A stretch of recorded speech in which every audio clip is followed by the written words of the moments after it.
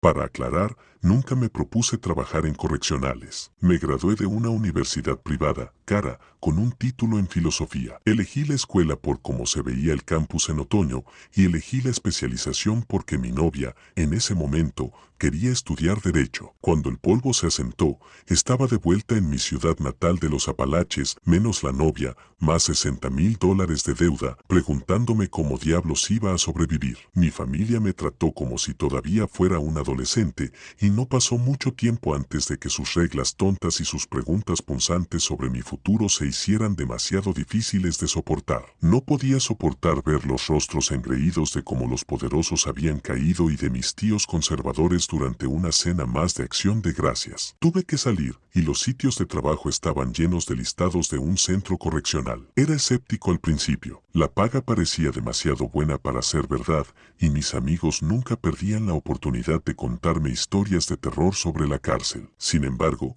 la gente de recursos humanos fue amable y servicial en mi breve entrevista y las instalaciones parecían modernas y profesionales. Tenía algunas dudas morales acerca de trabajar en una prisión con fines de lucro, pero, como cualquier otro vendido, me convencí de que tener $600 en el banco me otorgaba cierto margen de maniobra ético. En mi recorrido, me enteré de que el complejo había sido construido en la década de 1850 y había estado plagado de escándalos y corrupción hasta que, dijo con orgullo el representante corporativo bien vestido y demonio apretado, fue comprado por nuestra empresa en la década de 1870 y reformado. Solemos manejar un barco muy ajustado aquí. Sin embargo, en general fue un edificio de Frankenstein. Más tarde, cuando traté de encontrar diagramas arquitectónicos del lugar, estaba claro que había sido renovado y reconstruido tantas veces que nadie estaba seguro de nada realmente. El lugar se asentaba sobre un retorcido laberinto tentacular de tuberías,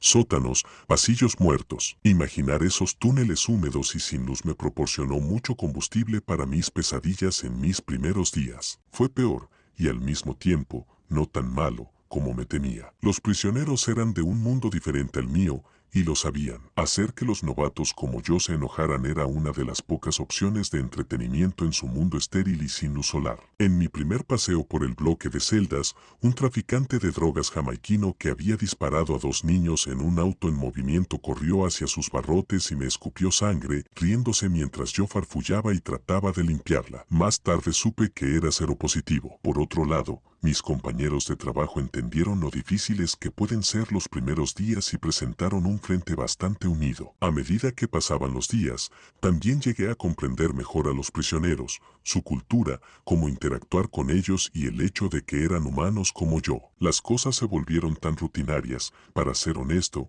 que me aburrí un poco. Era difícil socializar con los otros oficiales, no tenía interés en quién ganaba el juego o cómo mantener a raya a una esposa. Empecé simplemente mirando las cosas, tratando de ver realmente lo que estaba pasando a mi alrededor, y en este modo silencioso y solitario comencé a notar algo extraño. El poder entre los presos está determinado principalmente por la estatura, ya sea la estatura social en alguna pandilla o debido a alguna hazaña, o la estatura física, como en la capacidad de golpear a alguien. Sin embargo, había un tipo en el patio que no cumplía con los requisitos. Un tipo blanco, delgado y bronceado, bien afeitado, con arrugas de abuelo y cabello plateado peinado como el de un ejecutivo corporativo. A diferencia de los otros convictos, que levantaban pesas, se acurrucaban en círculos para cotillar o jugaban al baloncesto, él caminaba rápidamente por el patio o hacía algún tipo de estiramiento metódico, similar al yoga. A veces, simplemente se acostaba mirando las nubes o anotaba en un pequeño cuaderno que siempre llevaba. Pensé que a los presos no se les permitía tener lápices, pero algo en el tipo me hizo mantener la distancia. Nuestros antepasados de la edad del hielo vivieron como presas durante milenios, y ahora creo que pueden haber sido esos instintos los que me mantuvieron alejado de Dave. Cada vez que preguntaba por él, todos sabían de inmediato de quién estaba hablando. Oh, ese es Dave, fue la respuesta, seguida de un apresurado, aléjate de él. Y ahí fue donde la información se detuvo. Cualquier consulta adicional se encontró con respuestas vagas en el mejor de los casos o amenazas no tan vagas en el peor. El maestro de operaciones finalmente me dijo que dejara de preguntar. Sé que no debería haberlo hecho, pero la curiosidad se apoderó de mí. Esperé hasta que uno de los terminales de la computadora quedó sin vigilancia y busqué a Dave. No surgió nada. Busqué su identificación, su número de celular, todo. Era como si el hombre no existiera, y en nuestro mundo impulsado por metadatos, eso es todo un logro. Acumulamos enormes expedientes sobre estafas, crimen, afiliaciones a pandillas, hábitos sexuales, parientes más cercanos, un sueño húmedo de la NSA. Ni siquiera había una fecha para la llegada de Dave aquí. Seguí mirando, y cuanto más miraba, más extrañas se volvían las cosas. Era un día ventoso de octubre, gris y lúgubre. Bolsas de plástico, hojas muertas y chatarras se retorcían como ahorcados en las vallas dobles del patio. Dave estaba en cuclillas, solo, con su cuaderno de notas. Caminé detrás de él con el pretexto de hacer mis rondas y quedé asombrado por lo que vi. Dave había esbozado una oruga con la habilidad de Da Vinci. En la página opuesta había una ilustración de un diente de león con el mismo detalle artístico y científico. Algo en la forma en que movía los pies dejaba claro que sabía que yo estaba allí. Mientras me alejaba, sentí sus inteligentes ojos azul eléctrico ardiendo en la parte posterior de mi cabeza. Mi cerebro comenzó a hervir. Estaba hirviendo como una olla de gusanos. Pensé, y tuve que detener la risa loca que se formaba en mi garganta. Los otros prisioneros se quedaron mirando. ¿Qué está pasando? De alguna manera había perdido varios minutos. Estaba de vuelta en la puerta del patio. Sentí lágrimas en mi rostro. Se sentía frío en el viento cortante. Más tarde esa semana,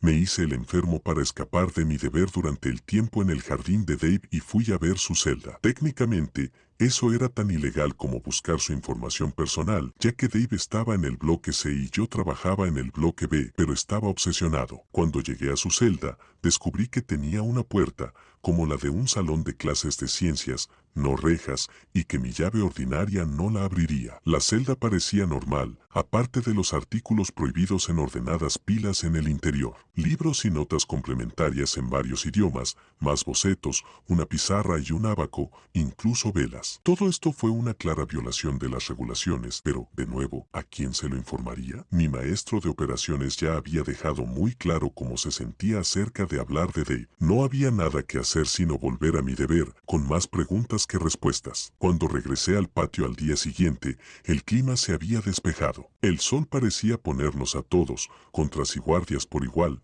de buen humor. El ambiente relajado me dio mucho tiempo para pensar en algunas de mis decisiones recientes. Aquí estaba yo con un buen trabajo, buenas horas, finalmente entendiendo la vida, e iba a tirarlo por un viejo gracioso. Yo había sido estúpido. Era solo el momento de la vida, supuse, que hacía que todo pareciera tan extraño e incierto. Estaba atrapado en mis cavilaciones. No me di cuenta de que Dave no estaba entre los otros prisioneros. Sabía que estaba detrás de mí antes de darme la vuelta. Me moví con el temor de un niño que mira debajo de su cama después de una pesadilla, pero no esperaba que estuviera tan cerca. Las reglas de la prisión establecen que los reclusos mantienen una cierta distancia de los guardias, y esas reglas son duras y rápidas. Sin embargo, la cara de Dave estaba a menos de una pulgada de la mía. Se quedó allí, sonriendo y riéndose con su risa de viejo. Incluso entonces supe que la risa haría eco en mis sueños. Sentí un grito brotar por dentro. Entonces unos brazos fornidos me rodearon, empujándome hacia las brillantes luces fluorescentes y alejándome del horror en el patio. No recuerdo el severo sermón que me dio el maestro de operaciones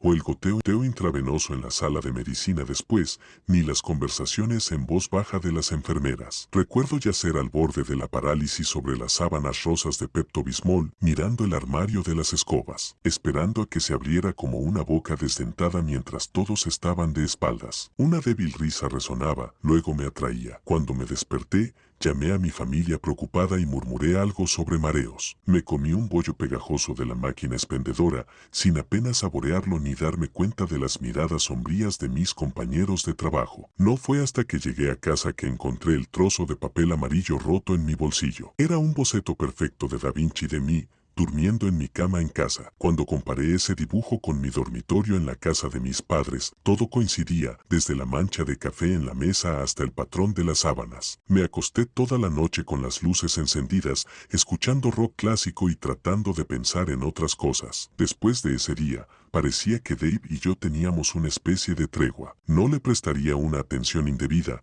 y él no. Bueno, me haría algo más. Sabía que me habían dejado escapar con una advertencia, y no solo del maestro de operaciones. Las pesadillas cesaron. Me mudé a un departamento nuevo y comencé a salir con una chica de OkCupid. La vida, al parecer, estaba volviendo a la normalidad, hasta que apareció Salvador, Sweet, Rodríguez. Sweet había sido arrestado a los 19 años por dispararle a una minivan para completar su iniciación en la pandilla. Dentro y fuera de Jubie, esta fue su primera estadía en la prisión de Niño Grande. Apareció con una mirada salvaje y violenta en sus ojos negros. Él estaba decidido a dejar en claro que no importaba lo delgado y guapo que fuera, no era la carne de nadie para el baño, y un anciano blanco de aspecto alegre parecía un blanco fácil. Cuando llegué a ellos, ya era demasiado tarde. Dave había estado mirando un árbol muerto, inmóvil aparte de un ligero balanceo de un lado a otro y la brisa otoñal alborotándole el cabello. Sweet se acercó a Dave y arrebató el lápiz de las manos sueltas del anciano, rompiéndolo. «Haz algo, perra», Sweet gruñó. «Perra, queer, viejo». Dos fornidos salvavidas, así como todos los guardias, corrían para salvar al niño bocazas de sí mismo. Era casi divertido en cierto modo, si no fuera por la mirada en los ojos de Dave. Me recordó a un hombre que encuentra una mosca en su sopa tratando de decidir si comerla o no. Una tormenta estalló esa noche. Todo el mundo estaba nervioso, el buen humor que habíamos tenido al principio se había ido. Hubo casi un motín cuando nos quedamos sin sémola, y los pasillos resonaron con los sonidos de los prisioneros enojados que aullaban como animales y golpeaban las barras. Ya habíamos terminado 3 peleas. Me habían asignado a ver las cámaras. No estaba seguro de si era mi historia con Dave o simplemente mi condición de novato, pero me dejaron solo en el centro de seguridad principal, viendo las transmisiones de CCTV. Estaba encorvado mordiéndome las uñas, pero no podía decir por qué estaba tan nervioso. Alrededor de la medianoche, mucho después de las horas más amenas, surgió algo que me dejó helado. Seguramente estaba viendo cosas. Frank de Beatle, un corpulento condenado a cadena perpetua que había castrado brutalmente a un pedófilo con una bandeja de almuerzo durante mi primera semana, estaba ayudando a uno de los guardias a llevar a Sweet Rodríguez por el pasillo central del bloque B. Incluso si esto no era una violación de cada protocolo de transferencia de prisioneros en el libro, Sweet obviamente estaba gritando como loco. Llamé al guardia. Ninguna respuesta, sin respuesta de nadie. Solo pude ver cómo arrastraban a Sweet del bloque B al bloque C, hacia una pequeña habitación con una puerta como un salón de clases de ciencias. Estaba corriendo antes de que pudiera detenerme, pero cuando vi cerrarse la puerta de la habitación de Dave, supe que era demasiado tarde. Hizo bien su trabajo, cortando los gritos de Sweet justo cuando comenzaron. El estafador y el guardia podrían haberme detenido fácilmente si hubieran esperado que hiciera lo que hice. Yo mismo no lo habría esperado. Le arrebaté la llave de la mano a un compañero de trabajo y la metí en la puerta de la celda de Dave, empujándola con el hombro para abrirla. Dave levantó la vista de los escritos de Epicuro con una expresión desconcertada, como si yo fuera un perro que hubiera entrado en la habitación en busca de caricias. Y supe que todo lo que quedaba de Sweet Rodríguez eran algunas manchas rojas en la comisura de la boca de Dave. Me miró y sonrió. «Estoy trabajando en un nuevo boceto, ya sabes». Me despidieron esa noche. Pasé por el proceso aturdido. No tenía la fortaleza mental para dar pelea. Nunca volví, ni siquiera volví a pasar por la prisión. Conseguí un trabajo como mesero en una plebes local. Mi amigo detrás de la barra me deja terminar los martinis sin terminar hasta que finalmente estoy lo suficientemente borracho para dormir. Pero a veces, todavía me despierto llorando.